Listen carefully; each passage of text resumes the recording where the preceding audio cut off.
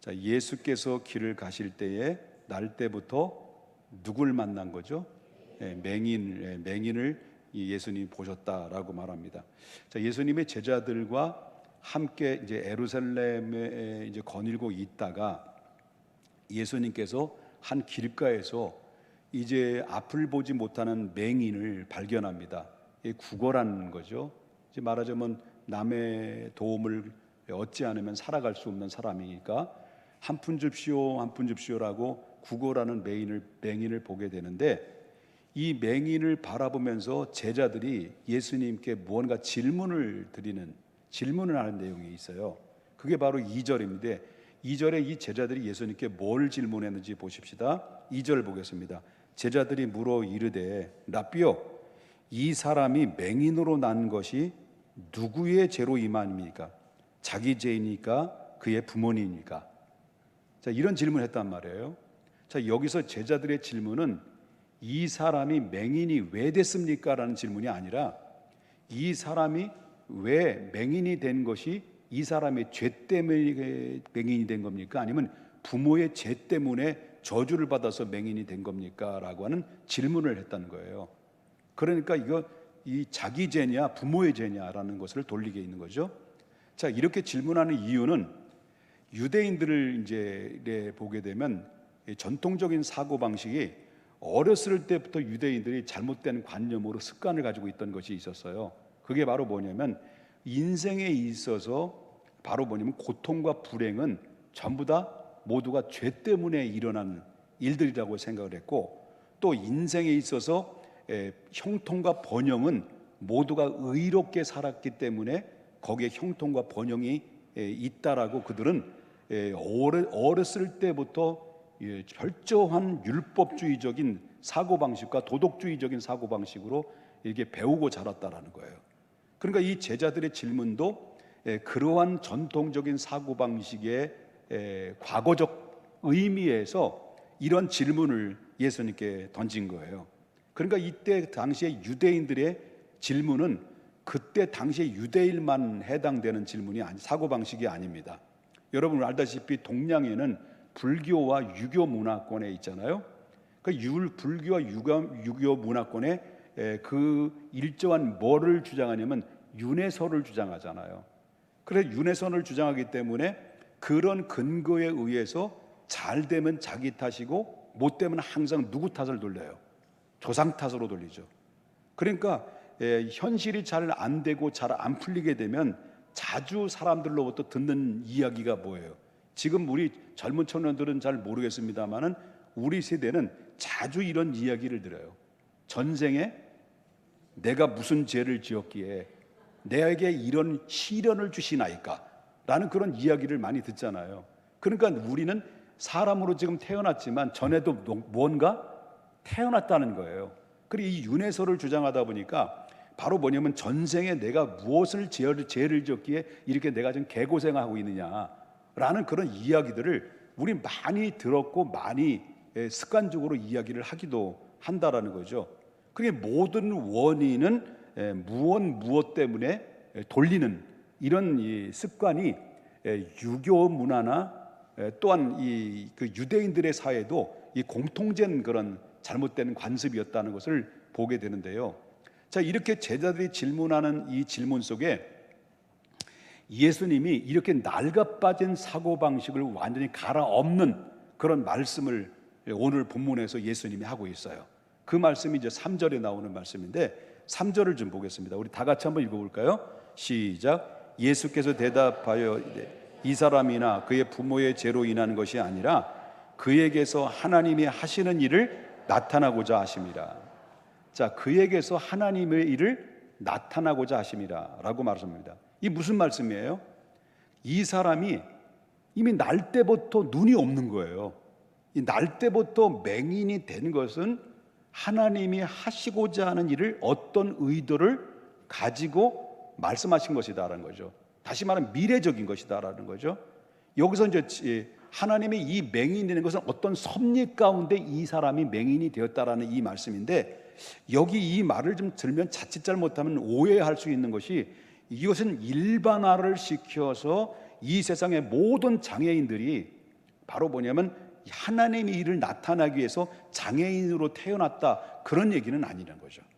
어떤 한 모델을 통해서 하나님이 우리 모든 인간들에게 하나님의 본질적인 진리를 가르쳐 주기 위해서 하나님의 예비된 사람으로 하나님이 정해놓은 것이다라는 것을 우리가 볼 수 있습니다. 그렇다면 이 본문의 이 맹인이 어떠한 경륜 속에 태어났느냐라는 것을 이제 한 본격적으로 들어가 보자라는 거죠. 자, 예수님이 이 맹인을 향해서 어떤 행동을 취하시냐면 6절과 7절을 보겠습니다. 저의 설교는 정신줄을 놓고 잠깐만 집에 갔다 오면 설교 내용을 못 들어요. 이해를 못 해요. 그러니까 제 설교는 정신줄을 놓으면 안 되는 거예요. 끝까지 정신을 집중해서 말씀을 들어야 된다는 것이죠. 자, 그러면 뭔 얘기다 내가 정신줄을 놓았나요? 자, 내가 어디까지 했죠? 정신줄을 놓아서는 안 된다, 그런 얘기까지 났죠. 자, 보겠습니다. 이 6절과 7절을 보게 되면 이 말씀을 했단 말이에요. 다 뭐 이런저런 이야기를 하시고 나서 이 날 때부터 태어났던 이 맹인을 향해서 예수님이 어떤 액션을 취합니다. 그것이 바로 뭐냐면 6절에 보니까 땅에 예수님 침을 뱉어요. 침을 뱉어서 진흙을 막 이겨내면서 그 날 때부터 눈이 없는 맹인이니까 그 없는 눈에다가 차가닥 붙였다는 거예요. 그리고 예수님께서 그 맹인을 향해서 뭐라고 말씀하시냐면 7절에 나오는 말씀인데, 이르시되 실로암 못에 가서 뭘 씻으라는 거예요? 너희 눈을 씻으라는 거예요. 그랬더니 이 맹인이 그 말씀을 믿고 또 쪼르르 가는 거예요. 그 거리가 한 5리 정도, 바로 이게 키로수로 말한다면 한 2km 정도의 거리예요. 제가 오늘 아침에 일찍 일어나서 5km를 걸었는데 너무 힘들어요. 5km 걷는 것도 힘든데요, 2km를 걸었어요. 이 눈이 없는 맹인이 2km 걸었던 건 장난이 아니죠. 그 2km를 걸어서 바로 실로암의 물가에 가지고 눈을 씻었단 말이에요. 씻는 순간에 한 번도 눈에 아예 없는 사람이 눈이 생겨버린 거예요. 생겨버리고 빛을 보게 된 거예요. 새로운 세상을 이 사람이 보게 된 사건을 오늘 소개해주고 있단 말이에요. 이게 누가 하신 거냐면 예수님이 했다는 거예요. 그래서 지금까지 예수님께서는 많은 사람을 치료하셨잖아요.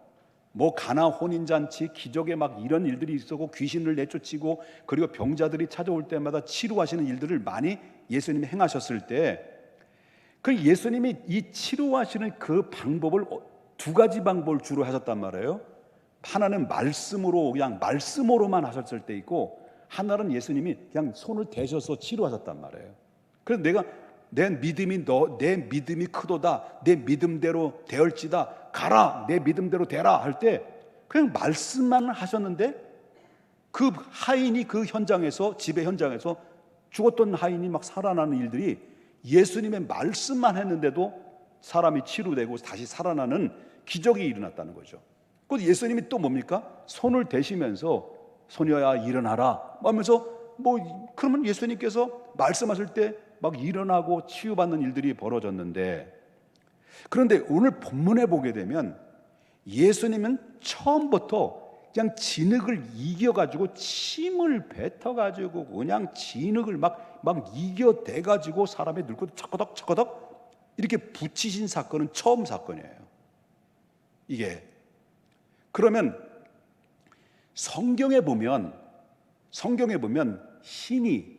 하나님이 흙으로 뭘 빚으셔서 뭘 만드신 사건을 2번이나 나와요. 딱 2번 나와요. 신이 흙으로 뭘 만드신 사건이 2번 나오는 것 중에 첫 번째 사건은 최초의 인간을 만드실 때 사건입니다. 하나님이 세상을 만드셔 놓고, 그리고 마지막 날 하나님께서 사람을 만드셨을 때 만드시는 방법에 대해서 창세기 2장 7절에 소개를 하고 있어요. 딱 2번 나오는 것 중에서 첫 번째 사건이 2장 7절에 보면 뭐라 합니까? 여호와 하나님이 어디에서? 땅의 흙을 취해가지고 사람을 필요에 따라서 머리 모양도 만들고 눈도 만들고 코도 만들고 아주 정교하게, 아주 부분마다 너무나도 신비롭게 완벽하게 하나님이 직접적으로 흙을 빚어가지고요 사람을 만들어 놓은 거예요. 그래서 그 코에다가 하나님이 입기운을 불어넣었죠. 어떤 말이에요. 그러니까 그 흙이 변하여 그 현장에서 하나님이 입기운을 받는 그 즉시에 사람이 됐고 생명이 됐다라는 말씀이 나와요. 그 사람이 누구예요? 최초의 인간인 아담이죠. 이게 바로 첫 번째 하나님이 흙을 빚어서 사람을 만드신 사건이라고 볼 수 있고 작품이라고 볼 수 있는데, 그리고 두 번째의 흙을 빚은 사건이 바로 뭐냐면 오늘이에요. 오늘인데 하나님이 6절 다시 보겠습니다. 6절. 이 말씀을 하시고 땅에 뭘 뱉는 거예요? 힘을 뱉어서 진흙을 이겨가지고 그 사람의 눈에다가, 눈이 있어요 없어요? 날 때부터 없어. 눈에다 붙였다는 거예요. 그리고서 가서 실로암 물가에 가서 씻으라. 가서 씻고 나니까 그의 눈이 밝아졌다는 거죠. 눈이 생겼다는 거예요. 자, 그러니까 이 사람은 날 때부터 눈이 없는 상태인데 이 상태인 맹인에게 예수께서 침을 뱉어서 진흙을 이겨서 치유한 사건은 어떤 사건이냐면, 이 사건은 창세기에 나오는 인간의 재창조의 사건이다. 재창조의 사건이라고 이렇게 볼 수밖에 없다라는 거예요. 예수님이 이 사건을 통해서 보여주기 위한 것이 뭐냐라고 한다면, 여러분 요한복음 12장 24절을 좀 보겠습니다. 예수님이 이 땅에 오신 목적을 얘기해요. 다 같이 한번 큰 목소리로 읽어보겠습니다. 시작. 내가 진실로 진실로 너에게 이르노니 한 알이 미리 땅에 떨어져 죽지 아니하면 한 알 그대로 있고 죽으면 많은 열매를 맺느니라. 자, 예수님 비유로 말아요. 예수님이 이 땅에 오신 것을 당신이 한 알에 땅에 떨어져 죽어진 밀이라고 그랬습니다. 이걸 비유로 말씀하셨어요. 이 말씀은 예수님이 왜 이 땅에 오셨는지에 대한 말씀이에요. 예수님이 이 땅에 오신 목적이 무엇일까요?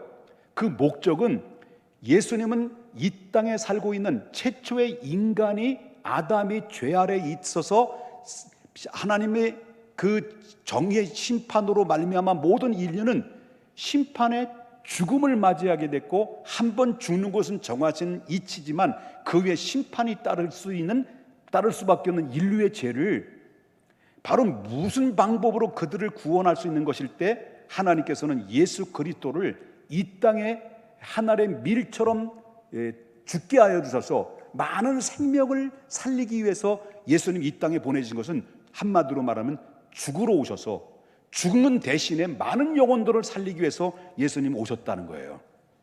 믿으십니까? 자, 그분이 오셔서 하늘의 밀이 땅에 떨어져 죽었을 때 거기에 갖게 될 열매들이 어느 정도의 결과가 임하느냐라 그럴 때, 이것은 우리를 다시 창조하시는 것입니다. 이건 재창조를 의미할 수 있는 겁니다. 우리가 다시 말한다면 이 아담 안에서 죽을 수밖에 없는 인간이 다시 생명을 얻으려고 한다면 이 반드시 재창조가 있지 않으면 안 된다. 이게 바로 뭐냐면 거듭남이라는 겁니다. 거듭남. 다시 태어나지 않으면 안 된다. 그래서 예수님께서 뭐라고 말씀하냐면 요한복음 3장 3절에 뭐라고 말해요? 예수께서 대답하여 이르시되 진실로 진실로 내게 이르노니 뭐라고? 사람이 뭐하지 않으면, 재창조되지 않으면, 이거예요. 거듭나지 아니하면 하나님 나라를 볼 수 없느니라. 여러분, 그래서 우리가 어떤 사람들입니까? 예수 그리스도의 한 알이 미랄이 땅에 떨어져서 죽어짐으로 말미암아 많은 생명이 얻어진 것처럼 예수님이 십자가의 죽음으로 그분의 부활과 함께 동시에 우리가 그분의 믿음으로 말미암아 영원한 영생을 얻게 되는 놀라운 축복은, 이것을 통해서 우리는 거듭남, 새로운 재창조의 역사라는 것인데, 재창조된 거듭난 저와 여러분들은 어떤 사람이냐고 말한다면 고린도후서 5장 17절의 말씀이죠. 그런즉 누구든지 누구 안에 있으면, 그리스도 안에 있으면 뭐가 된다는 거죠? 새로운 피조물이라는 거예요. 무슨 피조물? 새로운 피조물. 흔거요, 새거요? 새거. 새거예요. 그래서 이전 것은 뭐예요? 지나갔을 때 보라 새 것이다는 거예요. 이전에 아담 안에 죽었던 우리들이 둘째 아담으로 새로운 재창조의 역사를, 작품을 만들어서 우리를 어떤 사람입니까? 이제 그리스도 안에 있는 자로서 저와 여러분은 새로운 피조물이 됨으로 말미암아 이전 것은 지나갔을 때 보라 새 것이 되었다. 이것이 바로 이 맹인 한 사람이 흙을 빚으셔서 그 사람의 눈을 붙여서 눈을 뜨게 하신 재창조의 역사를 보여준 것은 훗날에 봐라 예수 그리스도를 통해서 이렇게 물과 성령으로 거듭나게 하여 주셔서 수많은 영혼들이 새로운 피조물이 되어 영원한 영생을 얻게 되는 놀라운 기적의 역사를 예수님의 한 모델을 통해서 보여준 사건이 오늘 맹인이 눈을 뜬 사건이라는 것을 볼 수 있다라고 하는 것입니다. 이 사건은 예수님이 기적을 일으키는 단순한 치유의 사건이 아니에요. 여러분, 그래서 9장 7절을 다시 보겠습니다. 이르시되 실로암 못에 가서 씻으라 하시니 이제 가서 씻고 무슨 눈이 됐다는 거예요? 밝은 눈으로 왔더라 하십니다. 여러분, 질문을 좀 드릴게요. 어렵지 않아요. 어렵지 않아요. 자, 이 맹인이 눈을 떠서 보게 된 것은 예수님이 눈에다가 흙으로 막 착착 진흙을 이겨서 눈에 발랐을 때였을까요? 실로암 연못 가서 눈을 씻었을 때일까요? 눈이 뜬 때가 붙였을 때예요? 있을 때예요? 씻을 때지. 그렇다면 맹인이 구원 받았을 거 아니야? 예? 구원 받았죠. 씻고 나니까 눈 떴네. 주님이 살아계십니다. 주님 내가 영접합니다. 영접했겠어 안 했어요? 했죠? 영접했겠죠. 그런데 놀라운 사실인데 맹인이 구원받아서 예수님이 영접했단 말이에요. 영접해서 맹인이 구원받은 것은 물어보겠습니다. 실로암 연못가에서 눈을 씻었을 때일까요? 그 이전이었을까요? 여기에서나 아마 헷갈릴걸? 어딜까? 씻었을 때일까? 그 이전이었을까? 씻었을 때일까? 이전이었을까? 어딜까? 어디를 이사해? 성가 찬양대 역시 집중력 대단해요. 여러분 9장 1절 보겠습니다. 9장 1절 다시 보겠습니다. 들어갑니다. 예수께서 길을 가실 때에 날 때부터 맹인된 사람을 어땠다는 거예요? 보신다. 그래서 이 보신다는 이 보다라는 원문을 봐요. 원문. 이 헬라의 원문을 보면 에이도라는 말이에요. 이것은 바로 뭐냐면 알다. 알다라는 말은 뭐냐면 이 맹인을 받긴 받는데 바로 이 어떤 의미냐? 받긴 받는데 무슨 말입니까? 그러니까 예수님께서 우연히 지나가다가 불쌍한 이 맹인을 발견하는 것이 아니라는 거예요.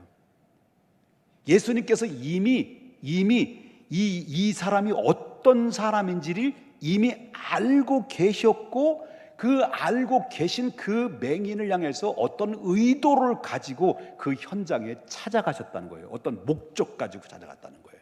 이게 understand? 그러니까 결과적으로 이 맹인이 눈을 뜨게 된 것은 실로암 못 가서 눈을 씻었을 때인데, 그러나 이 맹인은 이미 예정 가운데 선택하셔서 그에게 구원의 섭리가 작용됐다는 거예요. 이미 작용됐다. 왜? 이미 예수님께서 의도적으로 그 맹인을 알고 이미 가셨기 때문에 이 사람의 구원은 이전에 어떤 의도적으로 하나님 예정 가운데 선택된 이미 구원의 섭리가 작용된 사건이었다는 것을 여러분 믿으셔야 된다는 거예요. 그래서 로마서 8장 30절을 좀 보겠습니다. 우리는 5가지 배웠잖아요. 늘 배우잖아.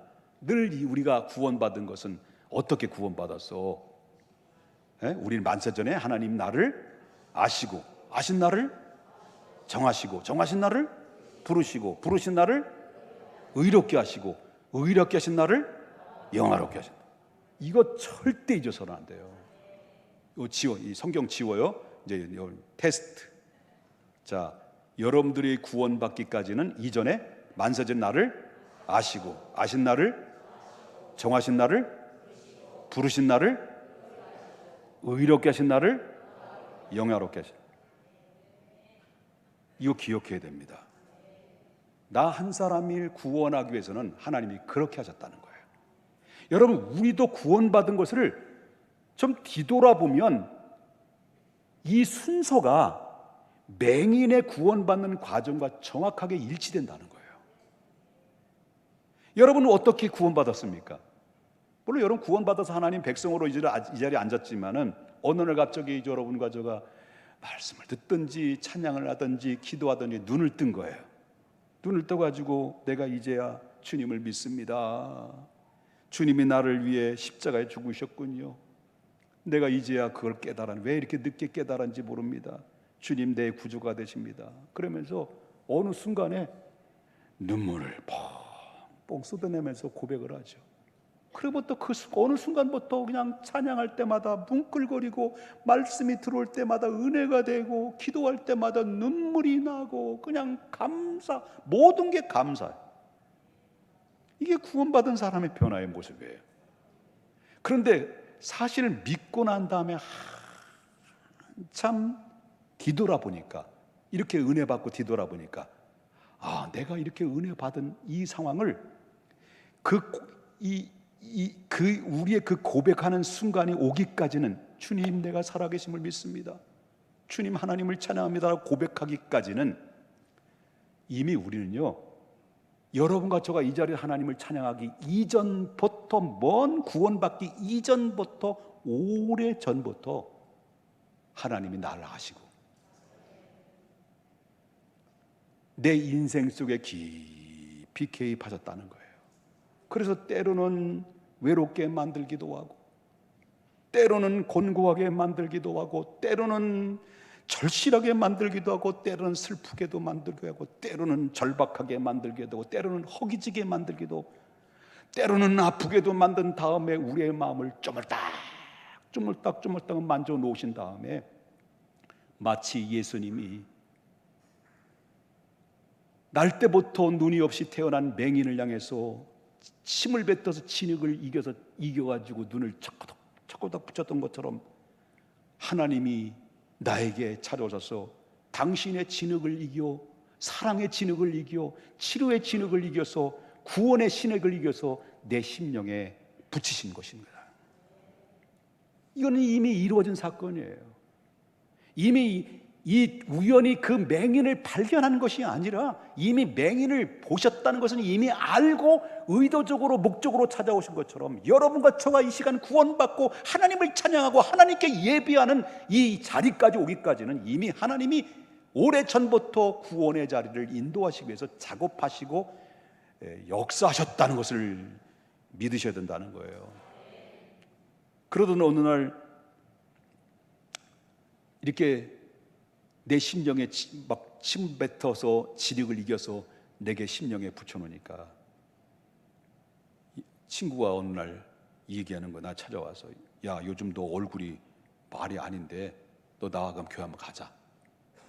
그랬더니 그때는, 그전에는 야 인마 뭐 하나님이 어디 계셔, 하나님 믿으면, 이렇게 했던 친구인데 하도 고달프니까 야 나 친구 교회 가자. 그러니까 이때 이미 마음이 다 열려있는 상태에서 아무런 저항도 없이 그냥 따라온 거예요. 그래서 교회에 앉은 거예요. 그래서 교회에 앉아서 설교를 듣는데 어쩌면, 뒤늦게 이제 고백하는 거죠. 어쩌면 목사님 설교 한마디 한마디가 꼭 나 들으라고 하는 말씀처럼, 나 몰라. 어떤 분은 그러더라고요. 신방 갔더니 목사님 우리 집에 CCTV 거기다 혹시 설치하고 계신 거 아니냐고 이렇게 물어보시는 분도 있더라고요. 몰라.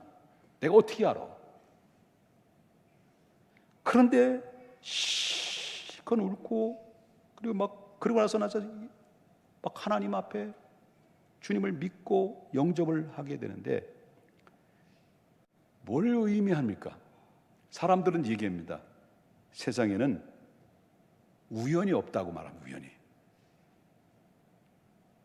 여러분, 이 모든 상황들은 실질적으로 저와 여러분이 교회에 나와서 예수 믿고 어느 순간 주님을 영접하는데 그 영접해서 하나님의 자녀가 됐지만은 이미 자녀가 된 것은 이 소경이 눈을 씻었을 때 구원받은 것이 아니라 이미 오래전부터 주님이 아신 주님이 그 소경을 정하시고 그 소경을 부르셔서 치유하셔서 당신의 자녀로 삼아줬던 것처럼 그 과정은 똑같이 일치된다는 거예요. 이미 우리는 구원받기 이 자리에 오기까지는 이미 오래전부터 여러분 하나님의 사랑으로 아셔서 품으셔서 여러분 부르셔서 당신의 자녀로 삼아주셔서 성령께서 여러분들의 마음을 움직여서 이 자리에 결정적으로 만들어 놓으신 하나님의 사랑이 있기에 저와 여러분 이 자리에서 주님을 예배하고 하나님을 찬양하는 그런 축복이 임하게 된 것입니다. 누가 하신 겁니까? 다 하나님이 하신 겁니다. 이 맹인이 지금 눈을 뜨는 순서가 바로 이와 같은 것입니다. 이 속에 하나님의 영광을 위한 나를 향한 하나님의 계획 속에서 나를 부르셨다고 한다면 여러분들과 저는 하나님의 위대한 걸작품이라는 것을 믿으셔야 될 줄 믿습니다. 나를 지으신 이가 하나님, 나를 부르신 이가 하나님, 나를 보내신 이도 하나님, 나의 나 된 것은 다 하나님 은혜라. 나의 달려갈 길 다 가도록 나의 마지막 호흡 다하도록 나로 그 십자가 품게 하시니 나의 나 된 것은 다 하나님 은혜라. 다 같이 부르겠습니다. 한량없는 은혜, 갚을 길 없는 은혜, 내 삶을 애워싸는 하나님의 은혜, 나 주저함 없이 그 땅을 밟음도 나를 붙드시는 하나님의 은혜. 이 모든 것이 하나님이 하신 겁니다. 거룩하신 하나님, 주님이 다